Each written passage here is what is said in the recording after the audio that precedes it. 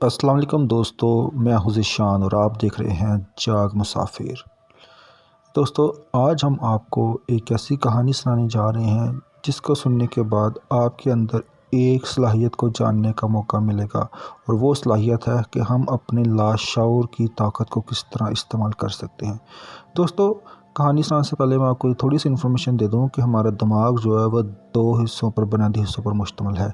एक है शऊर और दूसरा है लाशऊर।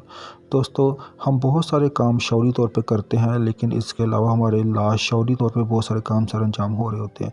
दिमाग हमारा रोज़मर्रा के जो सोचने का अमल है, तकरीबन 10% हम शऊरी तौर पे सोचते हैं और 90% हमारे अमल जो दिमाग के अंदर वो लाशऊरी तौर पे हो रहे होते हैं।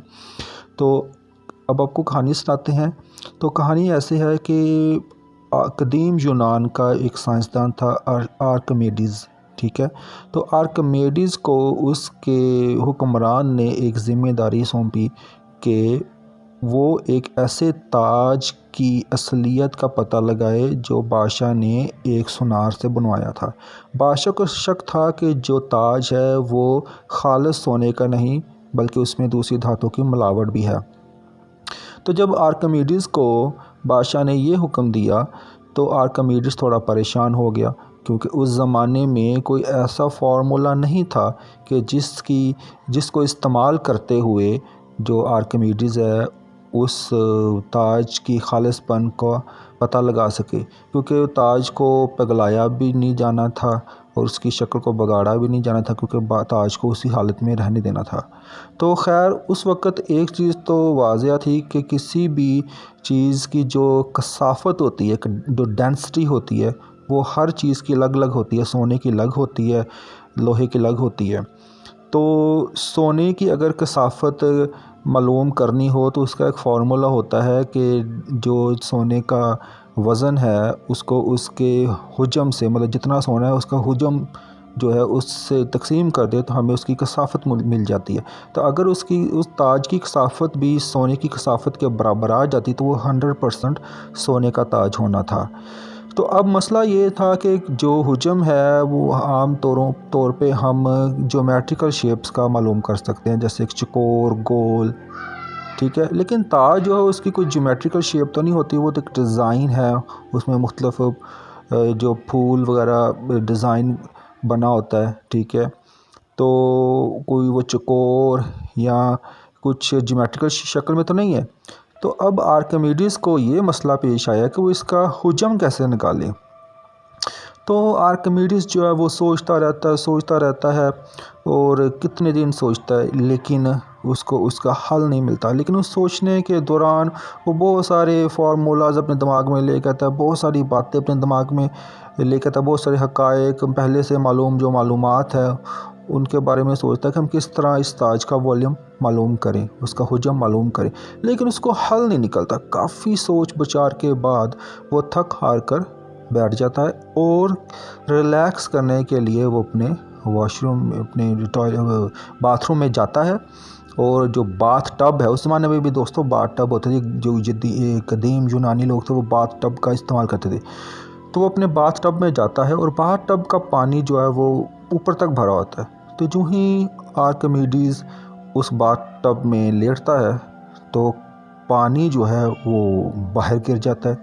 तो आर्किमिडीज़ फ़ौरन उसके दिमाग में ख्याल आता है और वो बिना कपड़ों के ही अपने कदीम यूनान की जो शहर की सड़कें थी उस पर वो भागता है और ये कहता जाता है, यूरेका यूरेका यूरेका। तो यूरेका का मतलब है दोस्तों कि मैंने पा लिया, मुझे मिल गया, आई हैव फाउंड। तो ये कहता वो बादशाह के महल में चला जाता है। जब बादशाह के महल में जाता है तो बादशाह तो पहले हैरान होता है उसे देख कर कि यार ये बंदा बिना कपड़ों के आ गया। खैर उसको कपड़े वगैरह पहनाए जाते हैं। तो बादशाह दरियाफ्त करता कि हाँ जी क्या बना। तो आर्किमिडीज़ कहता है जी मैंने मालूम कर लिया है कि ताज असल है या नकल है, इसका तरीका मैंने ढूंढ लिया है। तो बादशाह कहता है जी ठीक है आप बताओ। तो आर्किमिडीज़ जो है वो अपनी लैब में वापस जाता है। अच्छा, अब दोस्तों आपको मैं यहाँ पे एक चीज़ बताना चाहूँगा कि आर्किमिडीज़ जैसा बड़ा साइंसदान जो था उस ज़माने का, वो उस मसले का हल ना निकाल सका। सोचता रहा लेकिन मसले का हल ना निकल पाया। लेकिन अचानक उसके दिमाग में वो हल कैसे आ गया दोस्तों? वो उसकी लाशऊरी ताकत, उसके लाशऊर ने उसका जवाब दिया। अब मैं आपको बताता हूँ कि जो लाशऊर है वो क्या करता है।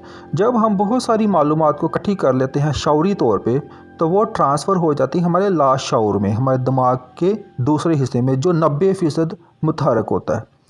तो अब वो हमें शऊरी तौर पे पता नहीं चल रहा होता, लेकिन हमारे लाशऊर के अंदर प्रोसेसिंग हो रही होती है। वो मालूमात जो होती है, जो रॉ मटीरियल डेटा होता है, जो जो ख़ाम शक्ल में जो मालूमात होती हैं, वो हमारे लाशऊर में जाके तरतीब पकड़ती हैं और आपस में उसका कनेक्शन ढूंढती रहती हैं।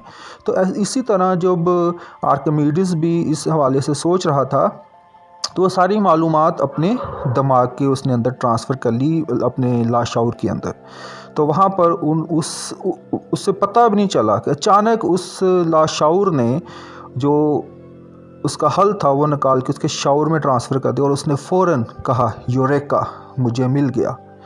तो दोस्तों, कहानी का मकसद जो है वो ये है कि जब हम बहुत ज़्यादा सोचते हैं किसी मसले का हल निकालने के लिए, तो हमें एक वक्त आता है, बहुत से ऐसे मसाइल होते हैं इसका हल हमें नहीं मिलता, तो हम फिर भी सोचते रहते हैं और वो जो सोच है एक वक्त में आकर फ़िक्र बन जाती है, और फ़िक्र जो है उससे किसी चीज़ का हल नहीं निकलता। तो दोस्तों, इसी तरह हमें भी अपने बहुत सारे जो ज़िंदगी के मसाइल हैं, जो प्रॉब्लम्स हैं, उसके बारे में सोचना चाहिए, लेकिन ख़ास लिमिट पे आके, ख़ास मकाम पे आके हमें सोचना बंद कर देना चाहिए और ये काम अपने लाशऊर को दे देना चाहिए, उसके सुपुर्द कर देना चाहिए, तो हमें यकीनन उसका हल मिल जाता है। तो मालूमात इकट्ठी करना, फैक्ट्स एंड फिगर्स, जो उसके मुख्तलिफ प्रॉब्लम के जो पहलू होते हैं उन पर गौर करना तो ठीक है, लेकिन उसको इंतहाई दर्जे तक सोचते रहना जो है वो उस मसले का हल नहीं निकालेगा। ठीक है, तो फ़र्ज़ करें कि हम एक स्टूडेंट की मिसाल लेते हैं। एक स्टूडेंट है, वो किसी सवाल का जवाब निकाल रहा है। ठीक है, कोई मैथ्स का क्वेश्चन हो सकता है, कोई और सवाल हो सकता है, लेकिन उसको हल नहीं मिलता, तो उसे तमाम पहलुओं पे गौर करना चाहिए।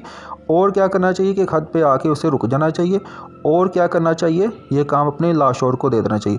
इसकी एक छोटी सी जो प्रैक्टिस है वो ये है कि अगर किसी मसले का हल नहीं मिल रहा, तो आप रात को सोने से पहले चंद मिनट उस पर गौर करें और अपने दिमाग को बिल्कुल पुरसुकून करके सो जाएं, और यकीनन आपको सुबह उठते ही उसका हल मिलेगा, या दिन में किसी भी वक्त आप किसी भी काम में मशगूल होंगे, आपको उसका हल मिल जाएगा, लेकिन यकीनन मिलेगा। आप लेकिन उसके पहलुओं पे गौर ज़रूर करना है, लेकिन अपनी सोच को फ़िक्र में तब्दील नहीं करना। तो दोस्तों, हुआ कुछ ये था, मैं कहानी का थोड़ा एंड कर दूं कि जब आर्किमिडीज़ जब टब में छलांग लगाई, तो जितना आर्किमिडीज़ का हुजम था उतना पानी बाहर आ गया। तो उतना पानी जब बाहर आया तो क्या हुआ कि उसे ये पता चल गया कि अगर मैं ताज को भी पानी में डुबोऊंगा तो जितना ताज का हुजम होगा उतना पानी बाहर आएगा, और पानी को हम किसी भी चीज़ में डालें तो वो वही शक्ल अख्तियार कर लेता। तो उसने क्या किया, लेबॉर्ट्री में जाके वो जो ताज को उसने किसी बर्तन में डाले पानी में डिप किया, उसे डुबो दिया। तो क्या हुआ कि जितना पानी था बर्तन से, ताज का हुजम जितना, वो वहाँ से बाहर निकल आया। उसने उस पानी को इकट्ठा किया, एक ज्योमेट्रिकल सिलेंडर में डाला। उस सिलेंडर का जितना वॉल्यूम था उतना उस पानी का वॉल्यूम था, और पानी का वॉल्यूम जितना था वो यकीनन उस ताज का वॉल्यूम था, ताज का हुजम था। तो उसने क्या किया कि ताज का वज़न किया, उसने ताज के वॉल्यूम से या उसके हुजम से तकसीम किया, तो उसका आंसर आया उस ताज की कसाफत, जो जिससे ये साबित हुआ कि खैर वो ताज असल सोने का नहीं था, क्योंकि उसकी कसाफत जो मिली वो असल सोने की नहीं थी। तो खैर, कहने का मकसद ये है, कहानी का मकसद ये है कि आप लोगों को ये बताना कि किसी भी मसले के लिए सोचें ज़रूर, लेकिन इस हद तक ना सोचें कि आपकी सोच फ़िक्र में तब्दील हो जाए। तो दोस्तों, उम्मीद है कि आपको ये कहानी, ये मैसेज आपको पसंद आया होगा। तो अगर आपको हमारी ये कहानी पसंद आई है, ये वीडियो पसंद आई है, तो आप हमारे चैनल को सब्सक्राइब करें। सब्सक्राइब करने के लिए नीचे जो रेड सब्सक्रिप्शन का बटन दिया हुआ है, इसको प्रेस करें और हमारी सब्सक्राइबर बन जाए। और हमारी आने वाली वीडियोस के मतलब नोटिफिकेशन के लिए साथ ही बने बेल के बटन को भी प्रेस कर दें। तो बहुत शुक्रिया दोस्तों, मिलते हैं अगली वीडियो में। खुदा हाफिज़।